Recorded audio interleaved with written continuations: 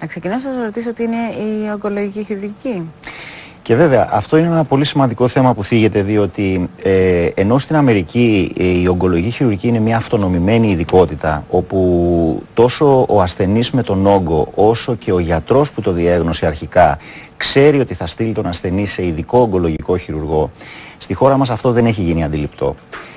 Και πάρα πολλές φορές βλέπουμε ασθενείς με ογκολογικά προβλήματα, καρκίνο κυρίως, να απευθύνονται σε γενικούς χειρουργούς. Και οπωσδήποτε εδώ είναι ο πυρήνας της συζήτησης, νομίζω, που πρέπει να κάνουμε σήμερα. Πολλές φορές ασθενείς πηγαίνουν, απευθύνονται σε γενικούς χειρουργούς, οι οποίοι είναι καθόλου έμπειροι βέβαια, με πάρα πολύ μεγάλο αριθμό εγχειρήσεων στο ενεργητικό τους. Εσείς έχετε πολύ εμπειρία πάνω σε αυτό. Ναι, αλλά να εξειδικεύσουμε κάτι.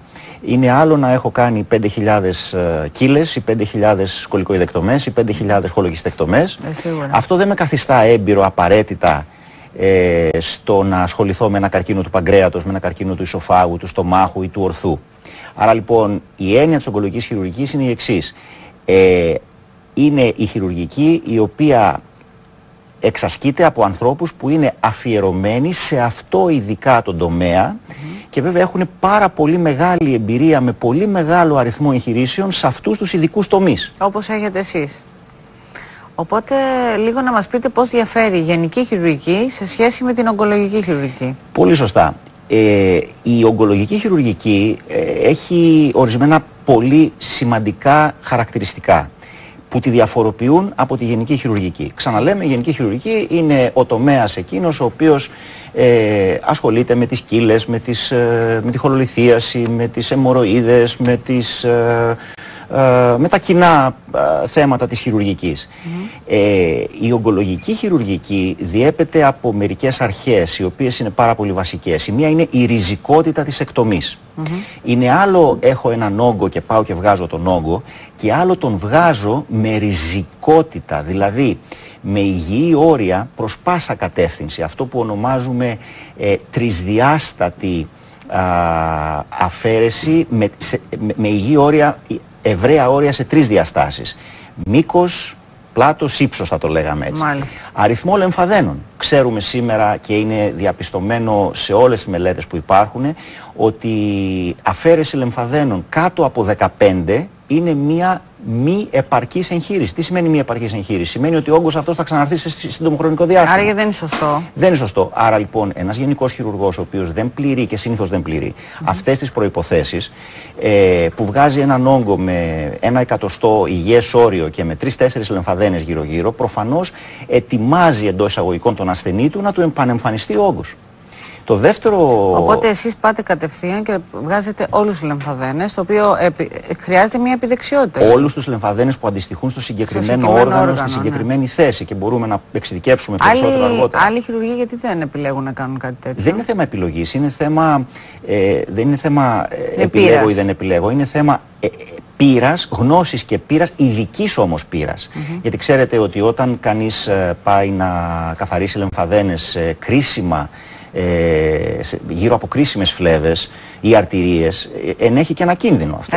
Πρέπει να υπάρχει η απαραίτητη εμπειρία πολύ υψηλού επίπεδου και με μεγάλο αριθμό ασθενών, που να είναι πιστοποιημένο ότι όντως μπορεί να γίνει με ασφάλεια. Έτσι, αυτό είναι πολύ σημαντικό θέμα. Το ένα λοιπόν είναι η ριζικότητα. Το δεύτερο έχει να κάνει με την στρατηγική. Γιατί όλα στη ζωή είναι μια στρατηγική. Πολύ σωστά. Αυτό όμως δεν είναι επαρκώς αντιληπτό στην ογκολογική χειρουργική, στη γενική χειρουργική που αφορά τους όγκους. Όταν έχουμε έναν ασθενή που έχει έναν όγκο, προφανώς θα πρέπει να τον βγάλουμε για την μοναδική θεραπευτική αντιμετώπιση. Όμως, μήπως δεν πρέπει να τον βγάλουμε άμεσα και πρέπει να κάνουμε μια προεγχειρητική χημειοθεραπεία για να τον μειώσουμε, ώστε σε δεύτερο χρόνο να βγει και να έχουμε μεγαλύτερη ριζικότητα? Άρα η μεθοδολογία, μιανής θεραπείας είναι πολύ πιο σημαντική καμιά φορά και από την ίδια τη τεχνική. Οπωσδήποτε, αν και το καλύτερο θα ήταν να συνδυάσουμε και τα δύο φυσικά. Στρατηγική και ριζικότητα. Σωστά. Δηλαδή, αντί ένας γενικός χειρουργός θα έβλεπε έναν ασθενή, θα λέει: ωραία, πάμε να χειρουργηθείς. Να σου βγάλω έναν όγκο στο παχιέντερο, ξέρω εγώ. Ένας ογκολογικός χειρουργός μπορεί να πει ότι μήπως χρειαζόμαστε μια προεγχειρητική χημειοθεραπεία, ακτινοθεραπεία πριν πάμε εκεί. Δεν χρειάζεται πάντα αυτό. Αλλά πρέπει να βρούμε, να εξατομικεύσουμε τη θεραπεία και να βρούμε τους ασθενείς οι οποίοι θα ωφεληθούν από μια τέτοια αντιμετώπιση, εξατομικευμένη και με συγκεκριμένη στρατηγική. Μάλιστα. Να μας εξηγήσετε λίγο τι γίνεται με το παχύ έντερο και να δείξουμε και μια πολύ ωραία φωτογραφία που έχουμε για να μας εξηγήσετε αναλυτικά τι γίνεται σε ένα τέτοιο περιστατικό. Το παχύ έντερο είναι ένα καλό παράδειγμα στο οποίο αναφέρεστε, διότι είναι ένας συχνός καρκίνος, ο καρκίνος του παχαίου εντέρου. Όλοι μας έχουμε γνωστού. Είναι συχνότερος, θα μπορούσαμε να πούμε. Είναι συχνός. Και στο δυτικό κόσμο, και καθώς εκδυτικίζεται η ελληνική δίαιτα και κοινωνία, αυξάνεται και ο καρκίνος του παχαίου εντέρου. Εδώ βλέπουμε και τη φώτο. Θέλετε να μας εξηγήσετε λιγάκι πώς λειτουργεί? Ναι. Θα ήθελα να πω το εξής. Τα τρία χρώματα που βλέπουμε αντιστοιχούν σε τρεις διακριτές περιοχές του παχαίου εντέρου. Έχουμε την πράσινη, την πράσινη, την μπλε και την μπέζ, ροζ. Φανταστείτε ότι έχουμε έναν όγκο στο πράσινο τμήμα του παχαίου εντέρου που καταλαμβάνει 2-3 εκατοστά. Σωστά. Είναι ανεπαρκές, το τονίζω, ανεπαρκές να βγάλουμε 5 εκατοστά ή 6 εκατοστά και 3 λεμφαδένες γύρω-γύρω στην εικόνα που βλέπουμε. Αντίθετα, πρέπει να αφαιρεθεί όλη αυτή η περιοχή που απεικονίζεται ως πράσινη, μαζί με τις φλέβες και τις αρτηρίες που και αυτές είναι στο πράσινο χρώμα, ούτως ώστε να δώσουμε στον ασθενή μας την καλύτερη δυνατή θεραπεία, ούτως ώστε να μην επανεμφανιστεί ο καρκίνος, και αυτό βέβαια έχει να κάνει με τον αριθμό των λεμφαδένων. Ας πούμε, μια τέτοια εκτομή θα έχει σίγουρα 25 με 30 λεμφαδένες. Δεν συγκρίνεται με μια εκτομή 3-5 λεμφαδένες. Σίγουρα, όπως βλέπουμε εδώ και στη φώτο.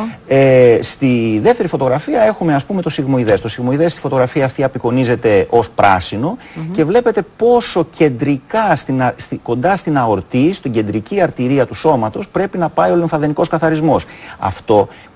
Αυτό γίνεται από έναν σωστό ογκολογικό χειρουργό. Και εδώ το θέμα ποιο είναι? Εδώ το θέμα είναι το εξής, ότι ο ασθενής ο οποίος έχει όγκο, έναν καρκίνο, έχει μία ευκαιρία, την πρώτη εγχείρηση, να αντιμετωπιστεί θεραπευτικά. Αν η πρώτη εγχείρηση είναι όχι στο επίπεδο που πρέπει να είναι, μία δεύτερη εγχείρηση είναι αυτό που θα λέγαμε στην Αμερική γίνεται ένα damage control. Δεν γίνεται ένας έλεγχος βλάβης, ένας έλεγχος προβλημάτων. Δεν είναι μια θεραπευτική εγχείρηση όπως πρέπει να είναι για να δώσουμε στον ασθενή μας το καλύτερο δυνατό αποτέλεσμα. Που σημαίνει βέβαια επιβίωση, που σημαίνει ποιότητα ζωής. Πάντως εσείς πώς αισθάνεστε όταν έρχονται περιστατικά που ήδη έχει γίνει μια ίσως λανθασμένη επέμβαση και έρχονται σε εσάς για να γλιτώσετε ή να σώσετε την κατάσταση? Κοιτάξτε, είναι δύσκολο. Καταρχήν είναι και διπλωματικό θέμα να μην εκτεθεί ο συνάδελφος ο οποίος ας πούμε έκανε την πρώτη εγχείρηση, αλλά συγχρόνως όμως το κύριο μας μέλημα είναι ο ασθενής που έχουμε μπροστά μας. Μάλιστα. Το οποίο σημαίνει ότι πρέπει να του εξηγήσουμε γιατί πρέπει να κάνει τη θεραπεία που πρέπει να κάνει. Έτσι. Βέβαια, προτιμάμε να μην βρισκόμαστε σε τέτοιο πεδίο, αλλά να είμαστε εκείνοι που προσφέρουμε την καλύτερη θεραπεία που υπάρχει ως πρώτη εγχείρηση. Πάντως, μπράβο, γιατί είσαστε και ευγενικός, γιατί υπάρχουν λάθη που γίνονται και στο ιατρικό τομέα και σκοπός είναι να έρθει κάποιος σε εσάς από την αρχή που γνωρίζετε τόσο καλά το συγκεκριμένο θέμα, ειδικά για την ογκολογική χειρουργική, και να λύσετε το πρόβλημα από την αρχή. Κοιτάξτε, θα διαφωνήσω μαζί σας στο θέμα του ιδιωτικού τομέα. Δεν τίθεται στη βάση του ιδιωτικού ή του δημοσίου τομέα. Καλοί χειρουργοί υπάρχουν παντού. Το θέμα δεν υπησέρχομαι σε αυτό το θέμα. Υπησέρχομαι όμως και τονίζω το γεγονός ότι πρέπει κάποιος να έχει εμπειρία στη χειρουργική του πεπτικού, στην ογκολογική χειρουργική εν το συνόλο της και σε βάθος. Ξανατονίζω, δεν θα κουραστώ να το λέω, δεν είμαι έμπειρος ογκολογικός χειρουργός αν έχω κάνει 5.000 κύλες. Είμαι έμπειρος στις κύλες, αλλά όχι όμως σε κάτι πιο προχωρημένο.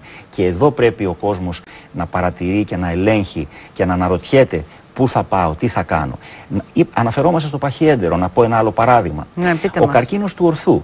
Το ορθό, όπως γνωρίζετε, είναι το τελευταίο τμήμα του παχαίου εντέρου που καταλήγει στον προκτό. Αυτό είναι μια ειδική κατηγορία καρκίνου του παχαίου εντέρου, έτσι. Ας πούμε στην Ελλάδα σπανιότατα γίνεται η μοναδική εξέταση που μας λέει, που μας δείχνει τη στρατηγική που πρέπει να ακολουθήσουμε, και αυτή λέγεται ενδοσκοπικό υπερηχογράφημα. Χωρίς αυτήν δεν μπορούμε να ξέρουμε αν ο ασθενής ο συγκεκριμένος θα ωφεληθεί από εγχείρηση σαν πρώτη θεραπεία ή από εγχείρηση σαν δεύτερη θεραπεία, αφού πρώτα προηγηθεί ακτινοθεραπεία, χημειοθεραπεία. Ποια είναι η σημασία αυτού? Δεν είναι μόνο η επιβίωση, η οποία είναι πάρα πολύ βελτιωμένη στη δεύτερη περίπτωση, αλλά και η λεγόμενη παραφή συνέδρα, θα έχετε ακούσει, η κολοστομία, που αποφεύγεται πάρα πολύ περισσότερο, όχι μόνο με την τεχνολογία που χρησιμοποιούμε, που είναι πολύ σημαντική, η ρομποτική, η χειρουργική, ειδικούς αναστομωτήρες κλπ, λαπαροσκοπική τεχνική χειρουργική, αλλά κυρίως με την στρατηγική. Δηλαδή, συρρυκνώνουμε έναν όγκο πρώτα. Που είναι πολύ πιο σημαντικό. Βέβαια, και πάμε και τον βγάζουμε. Τώρα επιλέγετε εσείς ποια περιστατικά είναι καλύτερες. Δεν είναι απόλυτο ότι πάντα είναι καλύτερη ακτινοβολία και η συρρύκνωση. Εννοείται, και γι' αυτό προείπα, ότι χρειάζεται στο συγκεκριμένο καρκίνο που μιλάμε το ενδοσκοπικό υπερηχογράφημα. Σε άλλα νεοπλάσματα οι αντίστοιχες εξετάσεις είναι διαφορετικές. Αλλά τι θέλω να πω, δεν έχει σημασία να μείνουν στο ενδοσκοπικό υπερηχογράφημα. Αυτό που έχει σημασία να πούμε είναι ότι εξατομικεύουμε τη θεραπεία. Και έχουμε μια στρατηγική στο μυαλό μας. Ο ογκολογικός χειρουργός είναι ένας συντονιστής μιας μάχης, αν θέλετε, όπου θα παίξει ρόλο και ο χειρουργός φυσικά με την τεχνολογία του, με τη γνώση του κλπ. Αλλά θα παίξει ρόλο και ο χημειοθεραπευτής, ο ακτινοθεραπευτής, ο επεμβατικός ακτινολόγος και κάποιος πρέπει να τα συντονίσει όλα αυτά. Βέβαια. Να σας ρωτήσουμε και σε σχέση με το στομάχι και τον ισοφάγο, είναι η ίδια η θεραπεία? Τι ακριβώς γίνεται? Κοιτάξτε, όταν έχουμε πρόβλημα στο οι αρχές είναι ίδιες. Δηλαδή ποιες? Είναι, ξαναλέω, η ριζικότητα και η στρατηγική. Υπάρχουν όγκοι όπως στη φωτογραφία μας στο στομάχι, που είναι στο κεντρικό μέρος του στομάχου αυτή τη στιγμή, που βλέπετε ότι μία προσέγγιση θα ήταν, βγάζω ένα τμήμα 3-4 εκατοστά γύρω από την μαυριδερία, στο πούμε, βούλα που σηματοδοτεί τον καρκίνο. Εδώ το βλέπουμε πάρα πολύ. Είναι πολύ εμφανή η συγκεκριμένη φωτογραφία που βρίσκει το καρκίνο. Συγκρίνεται ακριβώς, αλλά συγκρίνεται όμως αυτό που περιέγραψα, μια πολύ μικρή εκτομή γύρω από αυτό το μαύρο πραγματάκι, συγκρίνεται το αυτό με την σωστή με τη σωστή έκταση της εκτομής που διαγράφεται στο σχέδιο, νομίζω αρκετά καθαρά, με όλους τους λεμφαδένες αυτούς που αν κανείς τους βγάλει είναι πάνω από 30 στις περιπτώσεις αυτές. Συγκρίνεται λοιπόν με ένα λεμφαδενικό καθαρισμό με 3, 4, 5 λεμφαδένες ή με ένα λεμφαδενικό καθαρισμό των 30 λεμφαδένων. Δεν συγκρίνεται το πώς θα πάει ένας ασθενής μακροπρόθεσμα με τον άλλον. Βέβαια, είναι πολύ σημαντικό.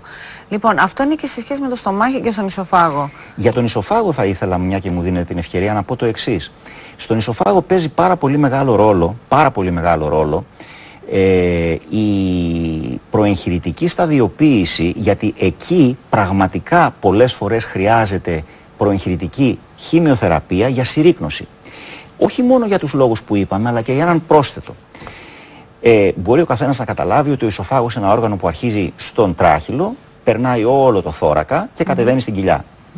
Παραδοσιακά, ακόμα και σήμερα, αυτό γίνεται με μια τομή στο θώρακα, η οποία είναι ένα μεγάλο πρόβλημα για τον ασθενή και σε άποψη πόνου, αλλά και από άποψη διάρκειας νοσηλείας. Εμείς αυτό το κάνουμε με δύο τομές. Αποφεύγουμε την τομή του θώρακα. Με την προϋπόθεση βέβαια ότι έχουμε συρρυκνώσει τον όγκο. Γιατί δεν χρησιμεύει.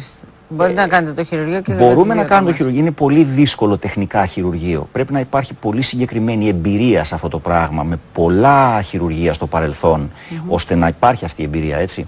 Αλλά μπορούμε να το αποφύγουμε. Κάνουμε λοιπόν θωρακοτομή. Δεν κάνουμε θωρακοτομή, αποφεύγουμε τη θωρακοτομή και μπορούμε να βγάλουμε όλο τον ισοφάγο με τους λεμφαδένες του κλπ. Με μία τομή στην κοιλιά και με μία πολύ μικρή τομή στον τράχυλο. Το οποίο είναι μία πολύ προχωρημένη μέθοδος, αν θέλετε. Και φυσικά δεν την κάνω μόνο εγώ, είναι μια διεθνώς παραδεδεγμένη μέθοδος, αλλά βέβαια άνθρωποι οι οποίοι ξέρουν αυτή τη δουλειά. Μετά από πόσο χρονικό διάστημα ο ασθενής θα μπορούσαμε να πούμε ότι μπορεί να φάει κανονικά? Ο ασθενής τρώει κανονικά, τρώει αυτό που λέμε ιδρική δίαιτα, δηλαδή υγρά, την 4η με 5η με την χειρητική μέρα. Και μετά σιγά σιγά προχωρεί. Και πρέπει να νοσηλευτεί ένα μέσον όρο πόσο? Γύρω στις 7 με 10 μέρες. 7 με 10 μέρες μέσα στο νοσοκομείο, το οποίο τρώει ειδική δίαιτα. Ναι, αλλά βγαίνοντας τρώει κανονικό φαγητό. Ναι. Μετά από 7 με 10 μέρες. 7 με 10 μέρες. Συνήθως τι τους λέτε να αποφύγουν να τρώνε? Κοιτάξτε, αυτό που με ρωτάτε εξατομικεύεται ιδιαίτερα. Εξατομικεύεται ανάλογα με την εγχείρηση που κάνουμε, αν είναι παχυσαρκίας, αν είναι ογκολογική, αν είναι λαπαροσκοπική, αν είναι αυτό. Θεωρώ ότι ευχαρίστω να το συζητήσουμε, αλλά νομίζω ότι μπαίνουμε σε μια λεπτομέρεια που λίγο μας βγάζει από το πλάνο της ογκολογικής χειρουργικής. Ναι, σίγουρα, εντάξει. Απλώς έτσι ήθελα να έχουμε μια ιδέα. Δεν μπορεί να πάει να φάει ο άλλος κοκορέτσι. Παραδείγματος χάρη, θα πρέπει να επιλέξει λίγο πιο ελαφριά πράγματα. Είναι προφανές, αλλά αν η εγχείρηση έχει πάει καλά και υπό όρους, κάποια στιγμή θα καταλήξει και στο κοκορέτσι. Σας έχει τύχει ασθενής ο οποίος να επιμένει ότι δεν μπορεί να κάνει κάποια από τα πράγματα που του λέτε να ακολουθήσει να κάνει? Σας λέει, παραδείγματος χάρη, όταν του λέτε προεγχειρητικά πρέπει να κόψεις αυτό το πράγμα. Σε θέλω έτσι καθαρός οργανισμός, είτε για το στομάχι, είτε για τον ισοφάγο, σε αυτό το χειρουργείο, και εκείνος δεν τηρεί αυτά που του έχετε πει. Κοιτάξτε, τι γίνεται? Αυτό συμβαίνει, αλλά νομίζω ότι συμβαίνει ανάλογα και με το πόσο ο χειρουργός μπορεί να συνδεθεί με τον ασθενή. Πόσο μπορεί ο ασθενής να αισθανθεί ότι αυτός που έχει απέναντί του δεν είναι κάποιος που τεχνικά θα τον αντιμετωπίσει ως ένα σύμπτωμα ή ως μία νόσο, θα τον αντιμετωπίσει ως άνθρωπο. Σωστά. Ο ασθενής έχει την ικανότητα να το αισθανθεί αυτό το πράγμα. Και όταν το αισθανθεί, είναι πολύ πιο εύκολο να ακολουθήσει τις οδηγίες. Διότι, προσέξτε, δεν τις ακολουθεί ως οδηγίες κάποιου μεγάλου γνώστη των πραγμάτων, αλλά όταν του έχεις εξηγήσει και τον έχεις κάνει μέτοχο στον τρόπο σκέψης και του λες πρέπει να αποφύγεις αυτό για αυτό το λόγο, τότε το ακολουθεί και το καταλαβαίνει. Είσαστε πολύ επεξηγηματικός και πιστεύω ότι ένας από τους λόγους που ακούει ο ασθενής και τα λέτε πάρα πολύ ωραία και έχετε επαφή και επικοινωνιακός, οπότε πολύ εύκολα κάποιος να σας ακούσει. Πείτε μας επίσης και για το πάγκρεας, κύριε Τσότο. Κοιτάξτε, το πάγκρεας είναι, αν θέλετε, και ο ειδικός τομέας, η ακόμα πιο ειδική περιοχή του ενδιαφέροντός μου. Και στην Αμερική έχουμε δημοσιεύσει κεφάλαια σε συγγράμματα και άρθρα επί άρθρων και έχουμε κάνει πάρα πολλά χειρουργία και στη Mayo Clinic και αλλού. Έχουμε και μια συγκλονιστική φώτο από δικό σας χειρουργείο. Ναι, αυτό είναι δικό μου χειρουργείο, αλλά πριν πάμε στη φωτογραφία να πω το εξής. Η καρκίνη του παγκρέατος είναι καρκίνη, δυστυχώς διαγιγνώσκονται αργά. Και υπάρχουν συγκεκριμένοι λόγοι γι' αυτό και ας μην επισέλθουμε σε αυτό το θέμα, τουλάχιστον σε αυτή τη φάση συζήτησης. Ναι. Αυτό που έχει όμως σημασία να καταλάβουμε είναι το εξής, ότι το πάγκρεας είναι σε μια περιοχή του σώματος που γειτονεύει, είναι σε άμεση επαφή με κρίσιμες μεγάλες αρτηρίες και φλέβες. Τι σημαίνει αυτό? Εύκολα καθίσταται ανεγχείρητο.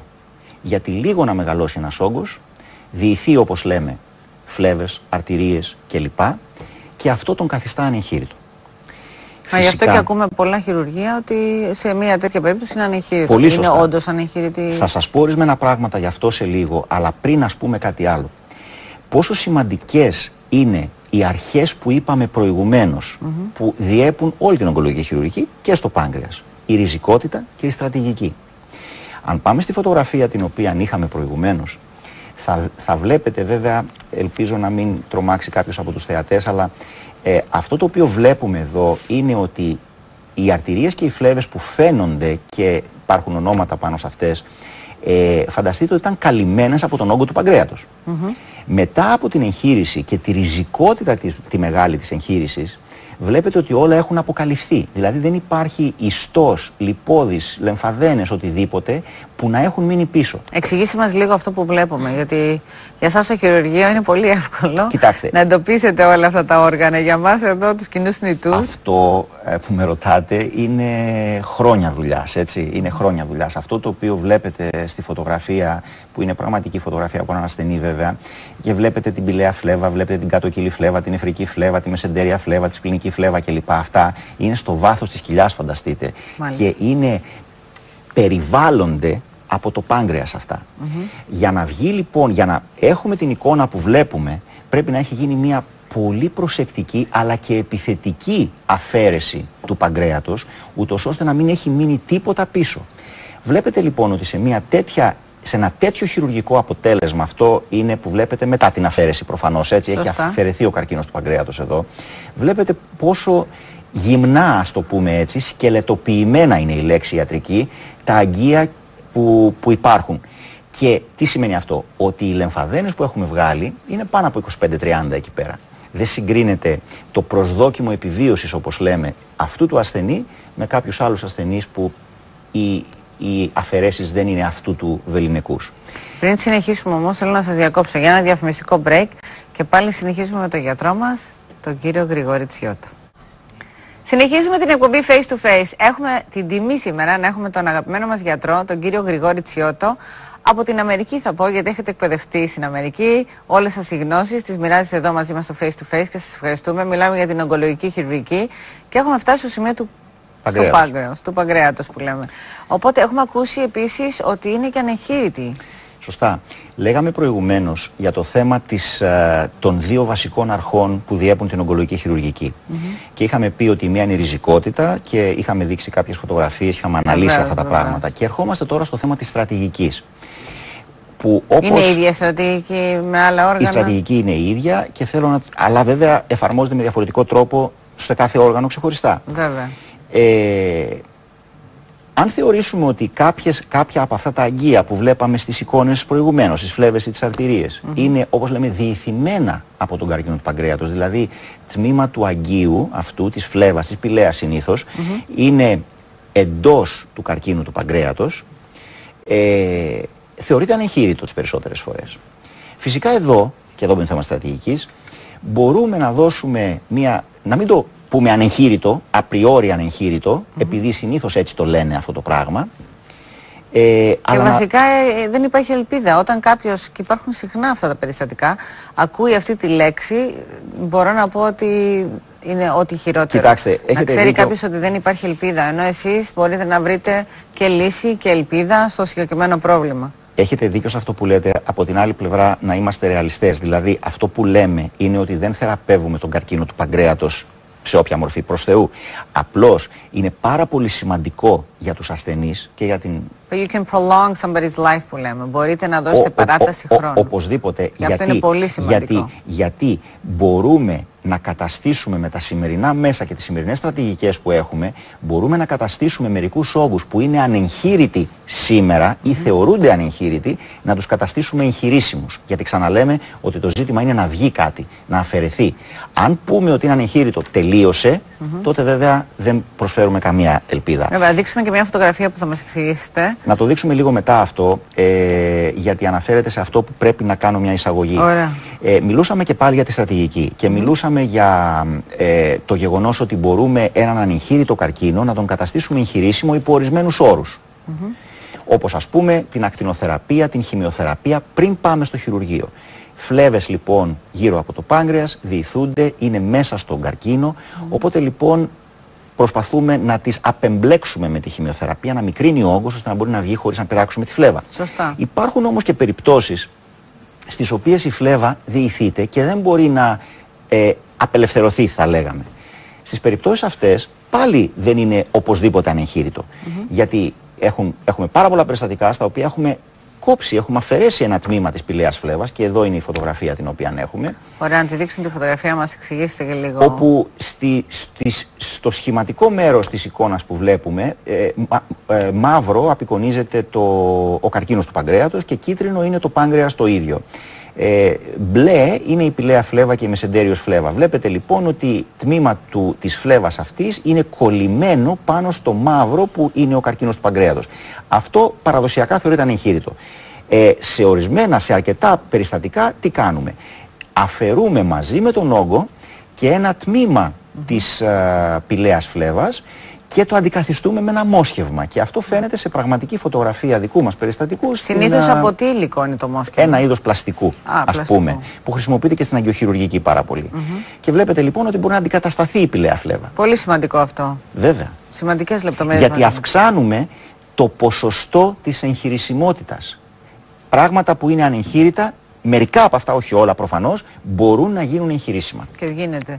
Πάντως να πω επίσης και για μία λεπτομέρεια για εσάς, ότι αποφοιτήσατε στην Αμερική το 1995, όταν από 1.000 χειρουργούς διαλέγουν 100 διαλέξαν να γίνουν καρδιοχειρουργοί, ενώ 4 μόνο γίνανε χειρουργοί υπεπτικού συστήματος. Και εσείς ήσασταν ένα από τα 4 αυτά άτομα, δηλαδή 4 στα 1.000 άτομα, τα οποία επιλέξατε ένα πολύ δύσκολο κλάδο, έτσι δεν είναι? Κοιτάξτε, είναι πολύ δύσκολο όταν γίνεται στο επίπεδο πρέπει να γίνεται. Γιατί ο αντίλογος αυτό που λέτε θα ήταν ένας γενικός χειρουργός που θα έλεγε μία κολεκτομή και εγώ την κάνω. Και πρέπει να αναφερθούμε σε αυτό που είπαμε στην αρχή της συζήτησής μας, ότι ναι, πώς το κάνει ο καθένας. Το να βγάλουμε ένα τμήμα παχαίου σεντέρου και να ενώσουμε τα δύο άκρα, ο καθένας το κάνει. Αλλά το θέμα είναι, έχουμε ριζικότητα, δίνουμε πολύ αυξημένη καλύτερη πρόγνωση. Αυτό είναι το ζητούμενο. Να ρωτήσουμε και για το σηκώτη, γιατί πολλοί κόσμος όλο και περισσότερο, δυστυχώς όλο και περισσότερο, έχουν πρόβλημα με το σηκώτη. Και το σηκώτη είναι σίγουρα κάτι που έχουμε ακούσει ότι είναι ανεγχείρητο. Υπάρχουν ελπίδες και για το σηκώτη? Θα σας πω ένα πολύ συγκεκριμένο αριθμό, ποσοστικό. Ναι, βγαίνει από μεγάλη μελέτη από τη Mayo Clinic ήδη από τη δεκαετία του 80. Δεν είναι πρόσφατο. Ισχύει καιρό αυτό που λέμε. Και είναι περίεργο το ότι δεν έχει περάσει στην πρακτική πολλών ογκολόγων αλλά και πολλών χειρουργών. Θα σας πω το εξής. Μεταστάσεις από παχύ έντερο στο σηκώτη, οι οποίες αφαιρούνται, μπορούν να αφαιρεθούν, δεν είναι ανεγχείρητες. Αν αφαιρεθούν, δίνουν μια πενταετή επιβίωση, όπως λέμε, της τάξης του 35%, 1 στα 3. Αυτό είναι τεράστιο το... Τεράστιο συγκρινόμενο με το 0. Γιατί αν δεν αφαιρεθούν, είναι 0. Αυτό και μόνο λέει τα πάντα. Δηλαδή, πρέπει και εκεί, με τη στρατηγική και τη ριζικότητα, να καταστήσουμε εγχειρήσιμους τους όγκους. Αν τους καταστήσουμε εγχειρήσιμους, είναι πολύ καλύτερο το αποτέλεσμα. Πολύ μεγάλη ελπίδα και είναι πολύ σημαντικό να γνωρίζει ο κόσμος ότι ένα 35% από μια εγχείρηση γίνεται πλέον και δίνει και την ελπίδα. Και προσφέρει επιβίωση μακροπρόθεσμη. Και θέλω να πω στους τηλεθεατές ότι έχουμε μαζί μας σήμερα τον αξιόλογο, πολύ αξιόλογο και πολύτιμο γιατρό μας που μιλάει για την ογκολογική χειρουργική, τον κύριο Γρηγόρη Τσιώτο. Έχει σπουδάσει στην Αμερική και όχι μόνο, με την εμπειρία του και όλα αυτά που μας έχει πει σήμερα. Καταλαβαίνετε και όλοι εσείς που μπορεί να μην είχατε ελπίδες, τηλεφωνήστε στην εκπομπή μας στο 210-98-1590